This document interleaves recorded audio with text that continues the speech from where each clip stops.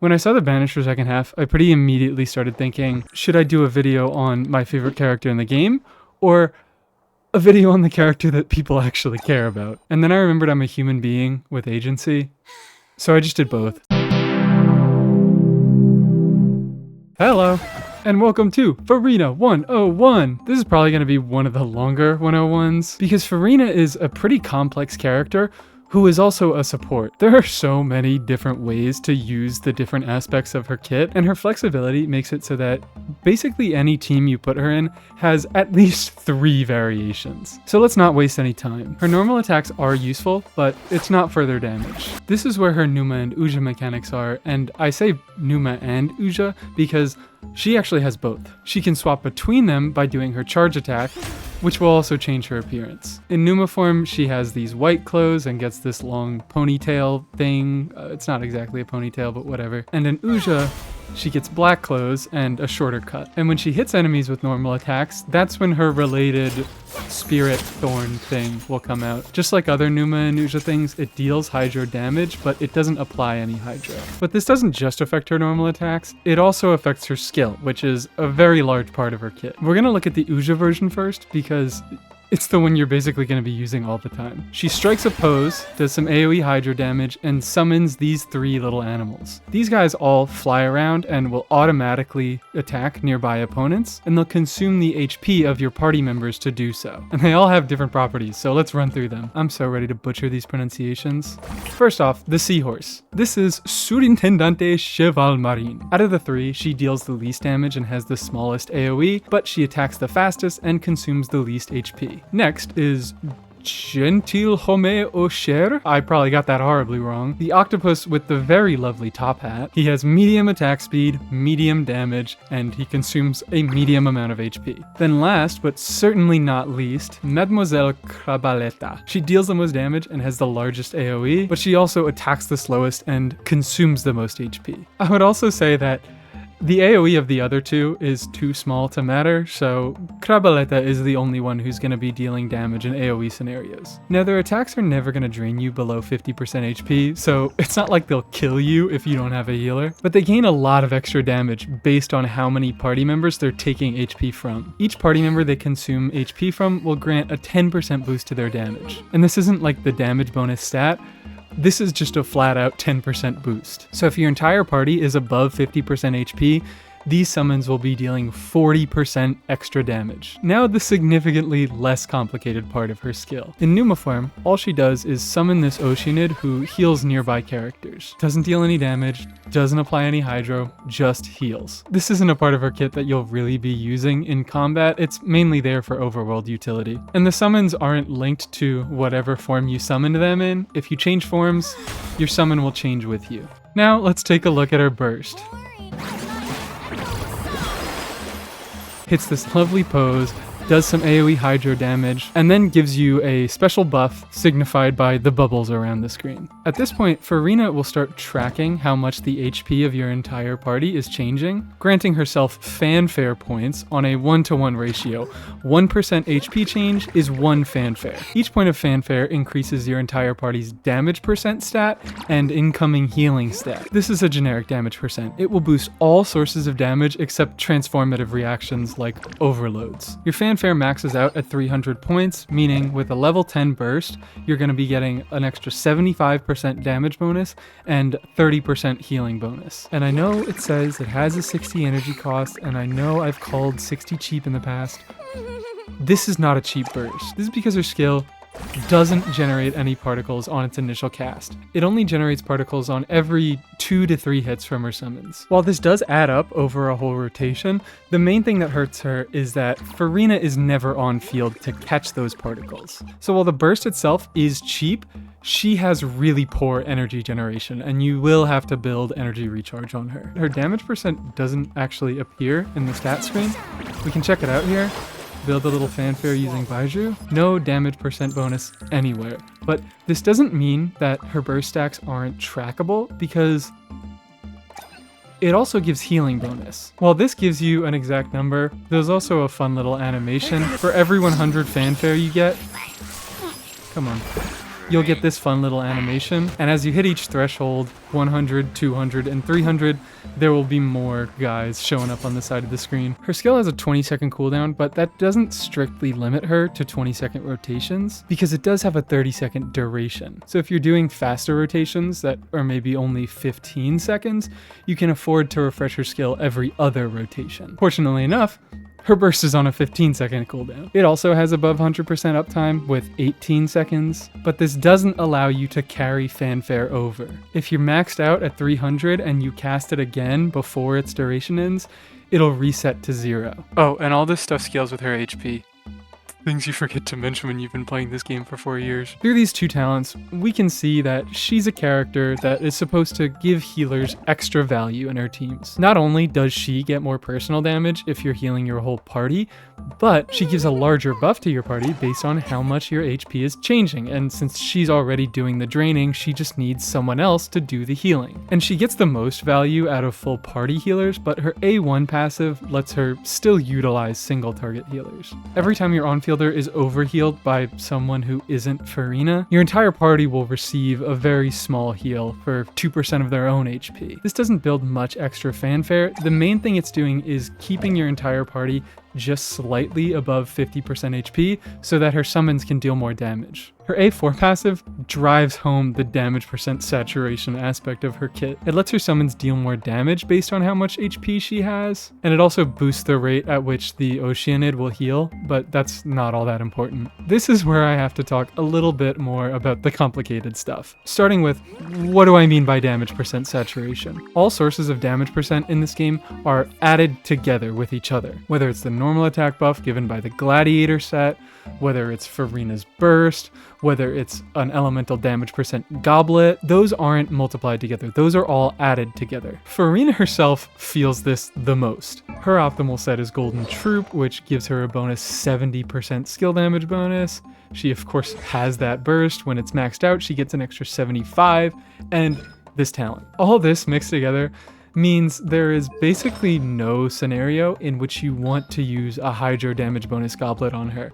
HP is always the move. She has a ton of ways of gaining damage percent and significantly less ways of gaining HP percent. And this can affect other units and change what their optimal artifacts are going to be. For example, in this team with my Lanyan, she's on an EM cup. This is a DPS Lanyan team. I'll show it off in a moment, but she gets some extra talent scaling based on her EM, so normally dropping the Animo bonus goblet would make her damage suffer considerably, but because Furina is giving me a decent chunk of damage percent, I can afford to swap to an EM goblet, which will increase both her talent and her reaction damage. If I was running an Animo goblet, I would only be benefiting her talent damage. We're kind of getting into gear here, so let's just do a quick gear check before I get into the teams. As mentioned, Golden Troop, usually your best option. Tenacity is occasionally okay. She benefits from the 2-piece, and she can buff attack using the 4-piece. Because Golden Troop does so much for her personal damage, it's pretty rare that Tenacity is good, but it can be used. Other supportive sets end up sacrificing too much of her personal damage for very small buffs. The only one I would really consider is Scroll. The 12% damage bonus that she can give to the whole team is usually worth a lot less than the 70% she can give to herself. The main value is in the 2-piece effect. You can pretty drastically reduce her ER requirements by including Natlan units in your team, which allows you to build her for more damage. Main stats, it's straightforward. Crit Circlet, HP Goblet, as I mentioned, and for the timepiece, I actually have 2 that I use for her. Energy Recharge is usually what I use in solo Hydro teams, and maybe this is a bit overkill. I already have a lot of Energy Recharge on my Furina, but I'd rather have too much than too little. And when she's double Hydro, that's when I use this HP Sands. Weapon, I stay permalocked on Fav. I don't even consider anything else. I have a Festering Desire, but it's only R3. Even if it were R5, I don't think I would use it. The Fab Particles giving her some actual front-loaded energy generation makes her feel so much better to use. So when you combine it with that big fat substat and the utility that it gives to the rest of your team, I'm gonna be real, Fab is her real signature. Please do not pull Splendor of Tranquil Waters. Yes, I know, it's a big pretty stick that gives you a lot of nice stats, but in practice it doesn't actually increase your damage much over Fav. Because it doesn't have any energy generation properties, you end up just having to sacrifice damaging stats in her artifacts so you can build enough energy recharge for Splendor to work. So if you're gonna invest in Furina, please just go for C1 or 2. Please do not go for the glow stick. Editing me's jumping in here. I just want to be clear. I will never endorse constellations. They are ultimately vanity things. Every character is functional at C0, and it will always be a wiser decision to go for more characters rather than getting constellations on one character. Especially now that Citlali is out and she has replaced Furina in a lot of her highest DPS teams. I still think that Furina is quote-unquote better, whatever that means, because she has higher versatility and personal damage. But if you are the type of player who wants big numbers, go for Citlali instead of Furina constellations. If you are the type of player who wants to invest in your Furina, go for constellations instead of her weapon. Let's get into it. Because Furina is such a flexible unit, these teams are going to be more structures than actual teams. This one right here is a DPS Lanyan team. I got C1 for my standard wishes this morning, so I can do this now. But the main structure is just DPS, healing support, Furina. Her personal damage and buffing is so good that she becomes a best in slot in a lot of teams, and even in the teams where she's not, she's close to it. Really, the only characters that I would recommend against putting Furina in their teams are Arlecchino, for obvious reasons. She can't heal, and Mualani. There are situations in which Mualani Furina teams can work, but in general, Furina is just gonna mess up your pyro application. So she gives you the benefit of damage percent and personal damage, but she pretty significantly hampers Mualani's play experience. And a character I don't have that I would specifically recommend with Furina, Chlorand. Chlorand's actually pretty interesting. I've been looking into her recently. Chlorand will effectively be the single target healer for herself in Chlorand Furina teams. So here, where I'm not really doing any specific reactions, I don't have any sort of fancy setups, I'm just looking to get damage out of Lanyan, Furina fits in perfectly. Oh yeah, I nearly forgot. Bennett doing everything that he does makes him a very good Furina support. Even though he's a single target healer with limitations on his healing that makes him not great at building fanfare, the attack buff kind of makes up for those weaknesses. I mean, I think that's made clear considering the fact that you run him in teams without Furina. But notably, Furina teams change Bennett's best set.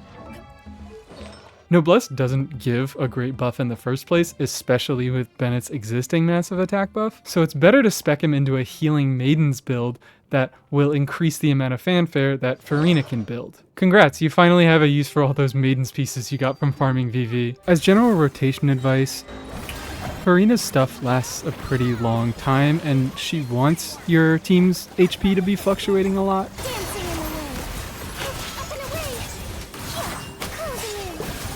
So you kind of always end up casting her stuff first. This is a team built to basically give Lanyan all the damaging stats she wants. Damage percent from Furina, attack from Bennett, and EM from her artifacts.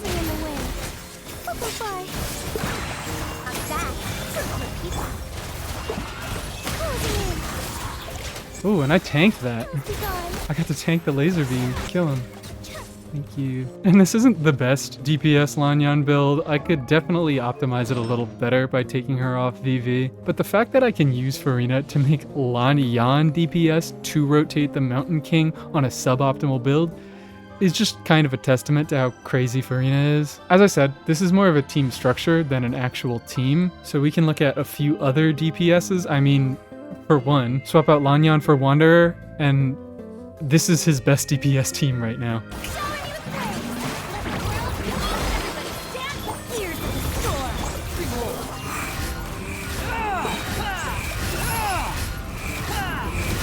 Whoa. Cool. I wasn't paying attention. Just kill him. Even swapping out Lanyan for premium DPS doesn't make that much of a difference. I mean, part of that is just that Lanyan is a surprisingly good DPS, but the other part is Furina does a lot. Of course, there are other options like Ito. He finally escaped Mono Geo with the help of Furina, and what do we have here? Ito, healing support.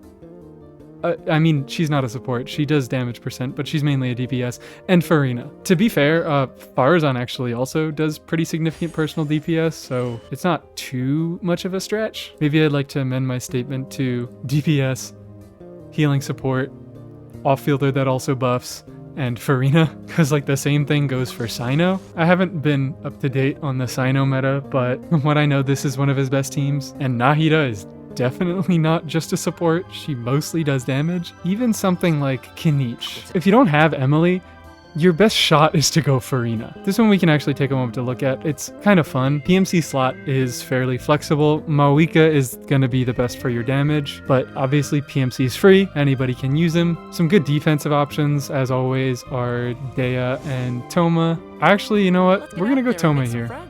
I feel like running some Toma today. Oh, I can't even rotate. Oh, because I don't have Deepwood. I'm stupid. I forgot.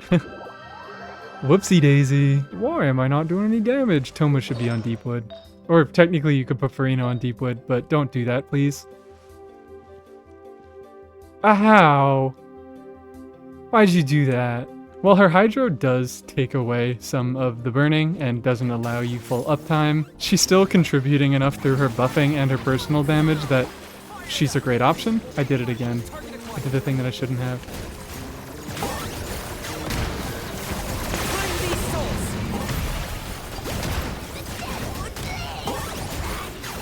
I'm playing poorly is what's going on. I'm used to Emily teams. This is not my realm of expertise. I went against this guy because it's easy. Sorry. Please, I missed a crit. Oh, this is the worst day ever. Alright, you know what? No, I one-rotated it. You didn't see anything. Despite my inability to play it, this is a good team. Of course, there's also, need I say his name? Funny Waterbeam Man used to have this as his best team, but of course, the second we got someone new that could do something more and heal, poor little Baiju got replaced. This also brings up that Furina has some inherent synergy with these first 3 Fontaine units who fluctuate their HP, that being Nuve, Wriothesley, and Lyney. Their ability to drain HP and heal themselves give them a fair amount of extra fanfare that other units don't have. And weirdly enough, even though Lyney is the mono pyro guy, I think Wriothesley actually has the least synergy with Furina. I made a whole video about him, posted it yesterday, so if you want to see some Ryo Furina teams, you can look at that. But Lyney's actually the one that's interesting to me. He's the mono pyro guy. He has this talent. If your opponents are affected by pyro, then he deals more damage to them based on how many pyro teammates he has. So if you want to make use of this passive, you can't do reaction stuff, but Furina was good enough that Lyney doesn't need to do mono pyro stuff anymore. This is your main core here. Zhongli's a nice comfort option, but I actually don't use him much anymore because we've gotten a new best option. I hate to keep shilling new units, but I mean, Seat Lolly's crazy. Seat Lolly's busted. She lets this turn into a melt team and also shreds resistance for both Lyney and Furina while providing the shield for comfort that Lyney really likes. Zhongli also shreds res and gives a shield, and Shilonen shreds more res. But for my money, Seat Lolly's definitely the best option. Seat Lolly was what kind of brought this team over the line and made it clearly Lyney's best. But even before that, Furina Zhongli was still a good combo.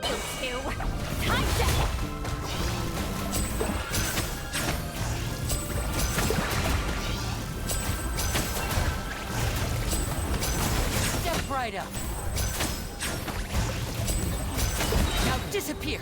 I don't even really get all the right auras on my enemies. Sometimes it's pyro, sometimes it's hydro, sometimes it's cryo. The nice thing about Lyney having that passive makes it so it doesn't really matter. He gets good damage on his vapes, his melts, and his unreacted hits because of his passive.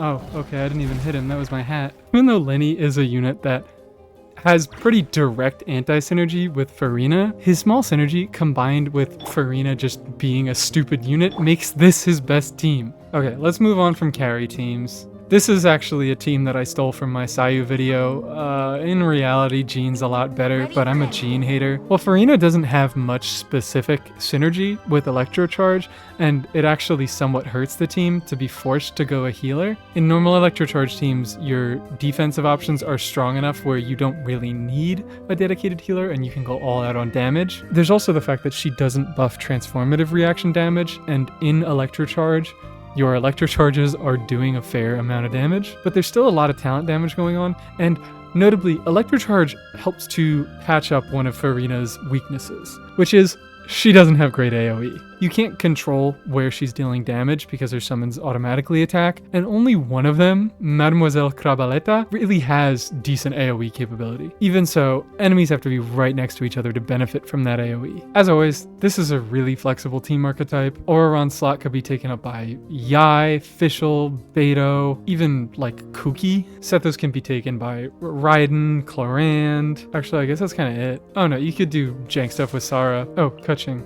Sorry, Kuching, I forgot about you. Even this structure isn't really necessary. You could go double Hydro with Yelan. One of the first teams that I played Jean in was this one. It's much more single target, but it's very easy and comfortable to play. I'm insane, so I'm gonna do my unrelatable 4-star things. I should level this up. This is a bad idea. Never roll things on recording. Oh, actually no, that was good. Go, Jean, go. Get that healing. Farewell. Tell me what you see. See this wisdom. I'm too rotating a domain. An artifact domain. I've done a lot of electrocharge stuff in the past, so I'm not going to spend too long on this. My Sayu video spends a lot more time on it if you're interested in this sort of thing. Plunge is a pretty big archetype. Not only does Xianyun do the full party healing that Furina wants, but we have... where is he? Bennett. C6, everyone knows, gives you a pyro infusion when you're standing in his field. So Xianyun, Furina, and Bennett come together to make a very compelling core for any polearm, claymore, or sword unit in the game. Benny gives them a pyro infusion, Furina is boosting damage and applying hydro from off field, and Xianyun lets them get big vape plunges. So even the units that aren't meant to deal damage can become compelling carries with the help of Furina. By the nature of Furina, I can't really cover all the teams that she's good in. She's good in way too much. So for the last team that I'm going to look at, I want to go for a little variety. Instead of using Furina as a generic support, this one uses Furina as a DPS. As I've mentioned, Furina's damage is still good, a little better than good, actually, but it doesn't compete with the damage of on-fielders or dedicated off-field DPSs like Emily, at least under normal circumstances. This team seeks to change that. Now, none of these units are required to make this team work, but this is the specific combination that I have the most fun with. Before I get into alternatives, let's take a look at what it does.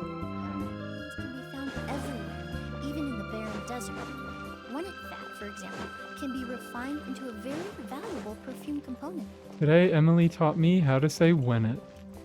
Thought it was Weenut. This is actually Emily's skill first type team. Let the world collide. Remember, help comes first.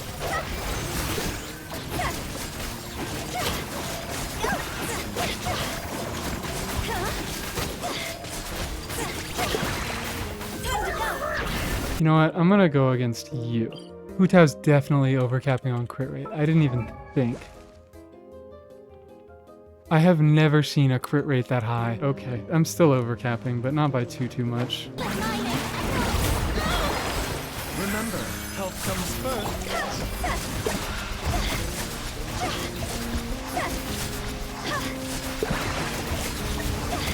It's a little hard to tell what's going on, but this is a Furina forward vape team. Furina and Baizhu make up the good core that allows characters to deal a fair amount of talent damage. Hu Tao is the on-fielder, but she's actually probably dealing the least amount of damage apart from Baizhu. She's not getting any reactive hits, but she applies a lot of pyro when she's on field, which allows Furina to get forward vapes. And then Emily is there, of course, to benefit from Furina's buff, and she also appreciates that burning is going on. As mentioned, none of these units are necessary, and there are a few decent alternatives you can do. Burning is my preference for Furina vape teams.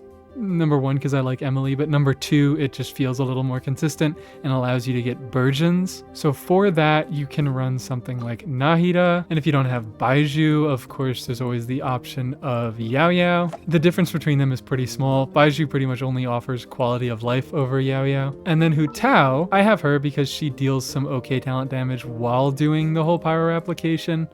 but there's also options like Dea. You can do some pretty decent front-loaded pyro stuff using her skill and her burst, and she also will deal more damage at higher constellations. Lyney works. I definitely don't prefer him, but he does apply a decent amount of pyro. Yanfei is another pretty strong option. She's going to be dealing less damage than Hu Tao, but honestly not that much less, because you're not really taking advantage of what makes Hu Tao so strong. I doubt many of you want to play Xiangling, but Xiangling works. There's also Bennett if you have his C6. You could also technically do without C6, as the cooldown of his skill gets reduced by 50% when he's in his ult field. And don't tell anyone I told you, but Pyro Traveler might be getting a little something that lets them apply a lot of on-field pyro next patch. What could that possibly be?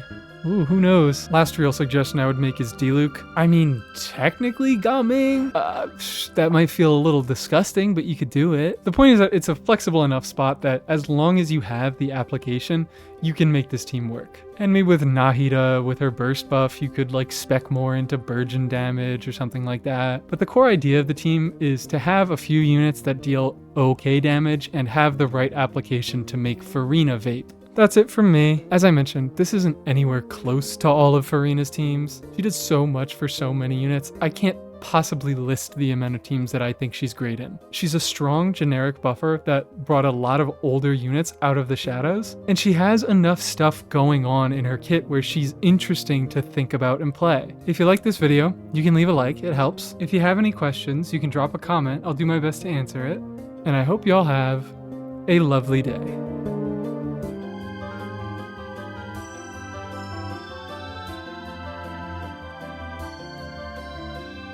Thank you.